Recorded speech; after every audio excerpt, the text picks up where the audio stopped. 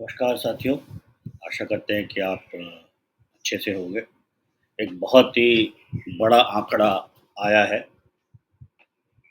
जब मोदी सरकार अपने स्थापना के 11 साल पूरे कर चुकी है, तो आईएलओ की एक रिपोर्ट यानी इंटरनेशनल लेबर ऑर्गेनाइजेशन के अंतर्राष्ट्रीय श्रमिक संगठन की एक रिपोर्ट आई है, जिसमें ये कहा गया है कि भारत ने अपना सोशल सिक्योरिटी जो नेट है, जो सोशल सिक्योरिटी प्रोटेक्शन नेट है, उसको करीब 64% जनसंख्या तक पहुंचा दिया है।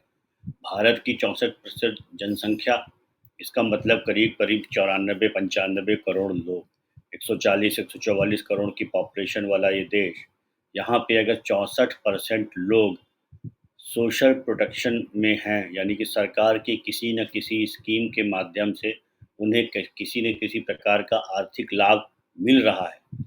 इससे ये सिद्ध होता है कि जो राज्य है, जो सरकार है, मोदी सरकार, उसने जिस तरह की व्यूह रचना की, जिस तरह की के का नेटवर्क बिछाया, उससे बहुत बड़ी संख्या को भारत जैसे जो गरीब देश है, जहाँ पे बहुत बड़ी संख्या गरीबी रेखा के नीचे रह रही थी, बहुत सारे लोगों को 2 रोट जो उनकी रोटी नहीं मिलती थी और रेगुलर काम नहीं था, सीज़नल लेबर थे और तमाम और कई स्तर पे बेरोज़गारी थी।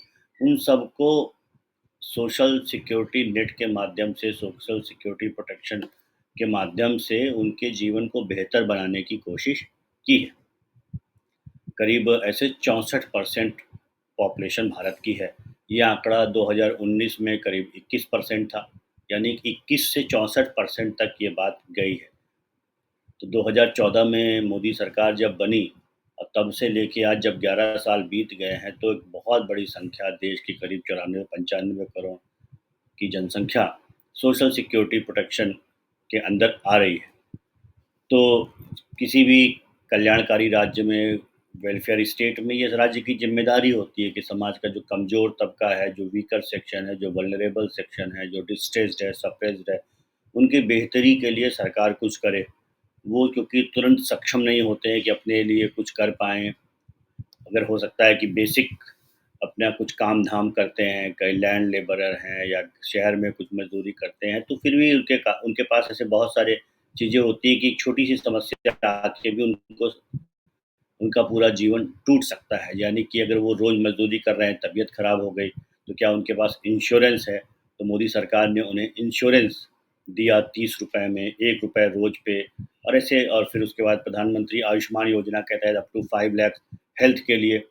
अगर उनके पास घर में चूल्हा नहीं है, वो लकड़ी उस पे चूल्हे पे बनाते हैं और लकड़ी और गोबर से वो करते हैं, तो उससे उनका स्वास्थ्य ख़राब होगा। उसके लिए उज्ज्वला स्कीम लेके आए। घर नहीं है तो पीएम आवास लेके आए और किसान हैं तो किसानों को सम्मान निधि की जो छोटे-मोटे दवा वगैरह के खर्चे होते हैं, उसके लिए करके आए। ऐसे तमाम अगर घर में शौचालय नहीं है, तो उसके लिए शौचालय बनवाया कि उससे स्वच्छता रहे, उससे स्वास्थ्य ठीक रहेगा। तो इस तरह से बहुत सारी स्कूलों में जो वजीफ़े होते हैं, स्कॉलरशिप्स होते हैं, पहले से चले आ रहा था, लेकिन उसका नंबर बढ़ाया। ओबीसी छात्रों के लिए नंबर बहुत ही कम थे, उसे बढ़ाया। आर्थिक रूप से जो संपन्न नहीं हैं, उनके लिए ईडब्ल्यूएस आरक्षण दिया और ऐसे तमाम चीज़ें की जिससे सीधे तौर पे लाभ मिल रहा है, उसे सोशल सिक्योरिटी प्रोटेक्शन के अंदर में माना जा रहा है। ऐसे भी बहुत सारे तरीके होंगे जिसमें सीधे तौर से लाभ नहीं मिलता कमज़ोर तबके को, लेकिन इनडायरेक्टली मिलता है, परोक्ष रूप से मिलता है या कैश में बेनिफिट नहीं मिलता, नॉन कैश बेनिफिट मिलता है। अगर ये नॉन कैश बेनिफिट भी जोड़ लें, तो ये संख्या 10-20 करोड़ और हो जाती है, कि यानी कि जो जिन्हें कैश बेनिफिट तो मिलता ही है, लेकिन नॉन कैश भी मिलता है, लेकिन ऐसे भी कुछ लोग हैं जिन्हें सिर्फ़ और सिर्फ़ कोई नॉन कैश बेनिफिट मिलता है, जैसे सिर्फ़ राशन मिलता है या ऐसी कोई और सुविधा मिलती है, ना कि सीधे तौर पे कैश उनके अकाउंट में जाता है। ऐसा क्यों संभव हो पाया? ऐसा संभव हो पाया प्रधानमंत्री मोदी की विज़नरी जो पॉलिसीज़, प्रोग्राम और सोच थी। जो सरकार जब बनी तो उन्होंने सबसे पहले इसीलिए जो स्कीम शुरू की उसका नाम था जनधन। जनधन वो स्कीम थी जिसमें कि समाज के हर व्यक्ति को दरअसल फाइनेंशियल इंक्लूज़न का हिस्सा बनाना था। आर्थिक समावेश का हिस्सा बनाना था, क्योंकि अगर आपको वित्तीय आर्थिक समावेश किसी का करना है, तो वो प्रोसेस बहुत ही ट्रांसपेरेंट, अकाउंटेबल होना चाहिए। वो प्रोसेस ट्रांसपेरेंट और अकाउंटेबल कैसे हो सकता है? इसका कोई और तरीका नहीं है कि जो अब सरकार उसे आर्थिक सहायता देने वाली है या दे रही है, वो सीधे उसके अकाउंट में चला जाए। क्योंकि जो पैसा है वो जितने हाथों में जाएगा, उतना कमीशन लोग ले सकते हैं, इसकी बहुत बड़ी संभावना थी, जो कि पहले से होता आ रहा था। ऐसा नहीं कि पहले से वेलफेयर स्कीम्स नहीं थी, वेलफेयर स्कीम्स होती थी। सेंटर से पैसा स्टेट में जाता था, स्टेट से डिस्ट्रिक्ट में जाता था, डिस्ट्रिक्ट से ब्लॉक में जाता था, ब्लॉक से ग्राम प्रधान के पास जाता था, और जब तक वो सीधे लाभार्थी तक पहुँचता था, तब तक वो पैसा बहुत कम हो जाता था।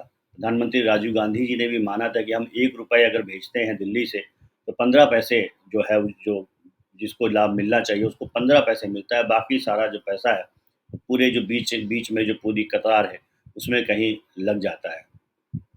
तो इसको ध्यान में रखते हुए जो केंद्र सरकार ने जो सबसे पहली स्कीम खोली, वो थी जनधन।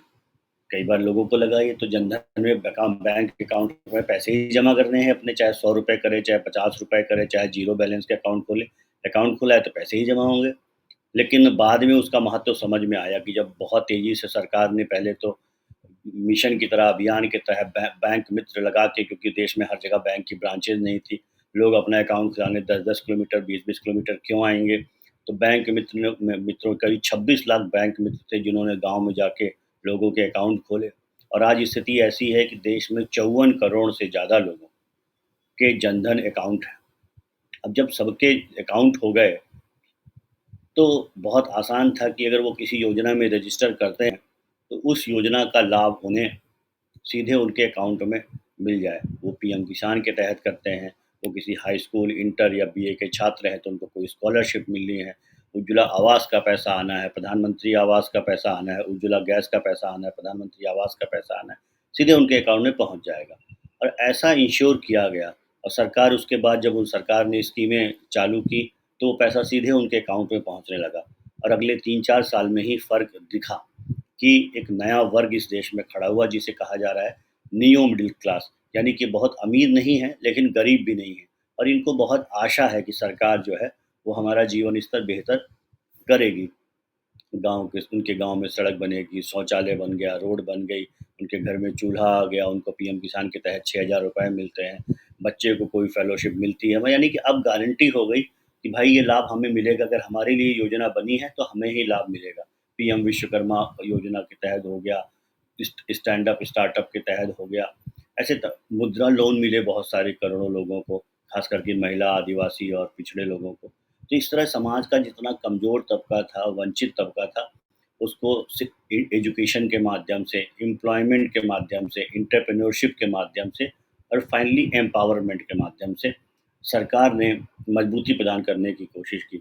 उसी का नतीजा है कि आज करीब 64% पॉपुलेशन, यानी करीब 94-95 करोड़ लोग इसको उसको आईएलओ ने भी माना कि भाई जो 94 करोड़ लोग हैं, उनको सोशल सिक्योरिटी के नेट के अंदर है, उनको राज्य जो है संरक्षित कर रहा है, और उनको आर्थिक रूप से सीधे लाभ मिल रहा है, उनका इंश्योरेंस है, उनका सोशल सिक्योरिटी है, उनको फाइनेंशियल सिक्योरिटी देने का काम सरकार कर रही है। तो ये कल्याणकारी राज्य की पहचान है जिसे करने में पिछले 11 साल में नरेंद्र मोदी सरकार सफल हुई है। सरकार जब अपने 11 साल पूरे कर चुकी है, तमाम दावे कर रही है, तो ऐसे बहुत से लोग होते हैं जो सरकार के दावों को नहीं मानते हैं। लेकिन अगर कोई अंतर्राष्ट्रीय संस्था भी उसी बात को कह रही है, और वो कह रही है कि 2019 में जो आंकड़ा 21% था, वह 64% हो गया है, यानी करीब 94 करोड़ लोग इस देश में किसी न किसी तरह से सरकारी सहायता आर्थिक रूप से प्राप्त कर रहे हैं, उनका जीवन सुरक्षित है। उनको एक सामाजिक सुरक्षा मिली हुई है, सरकार की तरफ से एक कवर है कि सरकार की रीच में वो हैं। सरकार जानती है कि उनकी आर्थिक स्थिति ठीक नहीं है, और उनके लिए जो कर सकती है, वो कर रही है। और अगर आज कुछ कर रही है तो भविष्य में भी अगर उससे कुछ और आगे बढ़ी स्कीम हुई, उसके लिए भी सरकार कुछ करेगी। तो जब इस तरह का एश्योरेंस रहता है, तो एक नया वर्ग खड़ा होता है जो कि मानता है कि राज्य के प्रति उसकी आस्था होती है, उसका विश्वास होता है, और कि जब मैं संकट में आऊँगा, मेरे को कोई आर्थिक रूप से विपन्नता हो जाएगी, मेरी नौकरी चली जाएगी, मेरा बिज़नेस खराब हो जाएगा, या मेरी बेटी की शादी होगी, या मेरी स्वास्थ्य मेरा खराब हो जाएगा, तो मेरे घर का क्या होगा? उसके पीछे एक सरकार खड़ी हुई है जो हमें प्रोटेक्शन देगी। तो कल्याणकारी राज्य के रूप में भारत एक सफलता की नई सीढ़ियाँ चढ़ रहा है।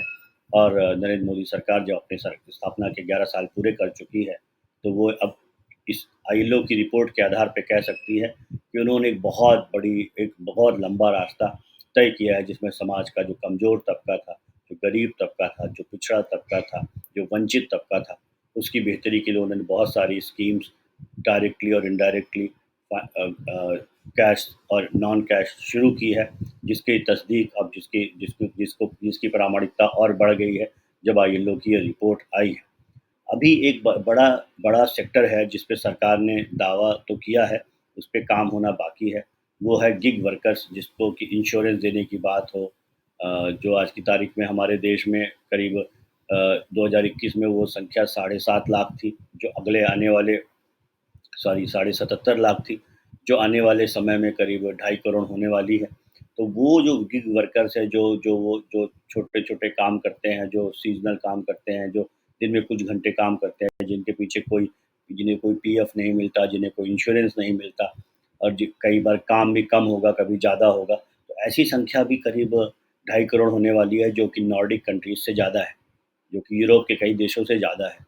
तो ऐसे में उनके लिए भी सरकार ने कहा है कि उनके लिए इंश्योरेंस के लिए, उनकी बेहतरी के लिए, उनके वेलफेयर के लिए भी वो स्कीम्स लाएगी। उसका हमें इंतज़ार रहेगा। और लेकिन अभी जो ये आईएलओ की रिपोर्ट आई है, वो बहुत ही संतोष देने वाली है कि आज देश में करीब 94 करोड़ लोग सरकार की किसी न किसी स्कीम के दायरे में हैं, और जीवन उनका सुरक्षित है, वो सुरक्षित महसूस कर रहे हैं, सामाजिक रूप से, आर्थिक रूप से, राजनीतिक रूप से। बहुत-बहुत धन्यवाद। नमस्कार।